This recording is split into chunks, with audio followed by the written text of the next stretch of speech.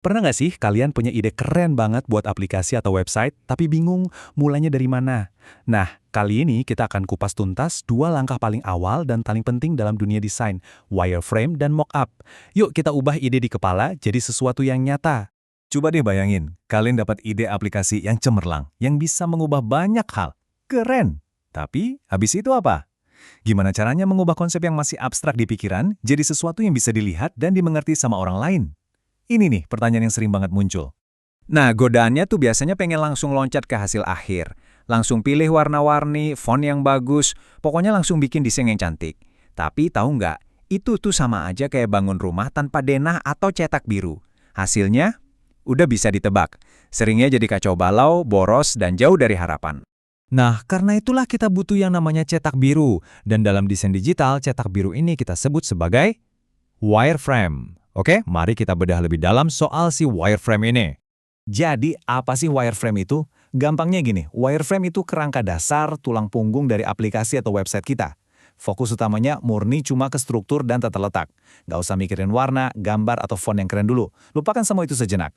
Dan kira-kira beginilah wujudnya. Simple banget kan? Isinya cuma kotak-kotak, garis, sama tulisan biasa. Tujuannya cuma satu, nentuin di mana letak setiap elemen. Tombolnya di mana, gambarnya nanti di sebelah mana, ini semua soal tata letak, bukan penampilan. Jadi, intinya gini, wireframe itu soal struktur, soal alur. Pertanyaan terbesarnya adalah, gimana cara kerjanya nanti? Bukan gimana kelihatannya. Makanya kita fokus 100% ke fungsi, bukan estetika. Dan sengaja banget dibikin hitam putih atau abu-abu, biar kita nggak keganggu sama urusan visual. Oke, cetak birunya udah jadi, kerangkanya udah kokoh. Sekarang, saatnya kita kasih kulit dan baju ke kerangka itu. Nah, disinilah kita masuk ke dunia mockup. Kalau mockup, ini udah beda cerita.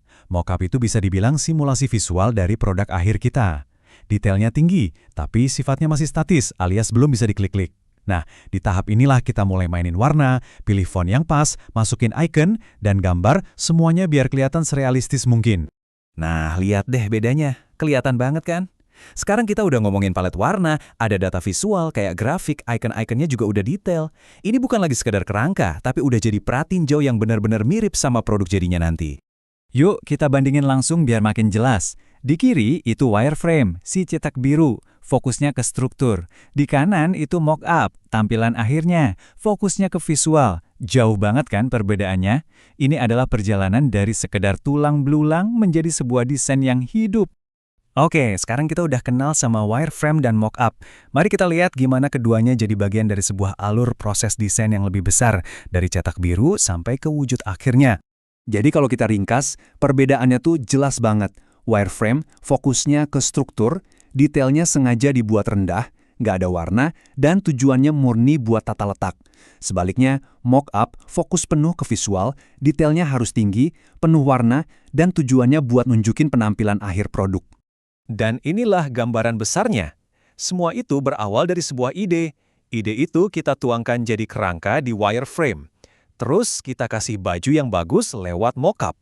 Tentu, setelah ini masih ada langkah selanjutnya seperti prototype yang bisa diklik-klik dan diuji coba ke pengguna, tapi fondasi yang kuat itu dibangun di dua langkah pertama ini. Mungkin ada yang bertanya, kenapa sih harus ribet ini? Kenapa nggak langsung aja bikin desain akhir? Jawabannya simpel, karena proses ini justru akan menyelamatkan kita dari banyak masalah besar nanti. Nah, ini dia bayarannya. Kenapa perencanaan di awal itu penting banget? Pertama, ide kalian jadi jauh lebih gampang dikomunikasikan ke tim atau ke investor. Kedua, ini bisa mengurangi kesalahan desain atau coding yang biayanya mahal banget. Ketiga, dan yang paling penting, kita memastikan produknya nanti gampang dipakai sama pengguna. Ujung-ujungnya, jelas hemat waktu dan uang dalam jangka panjang.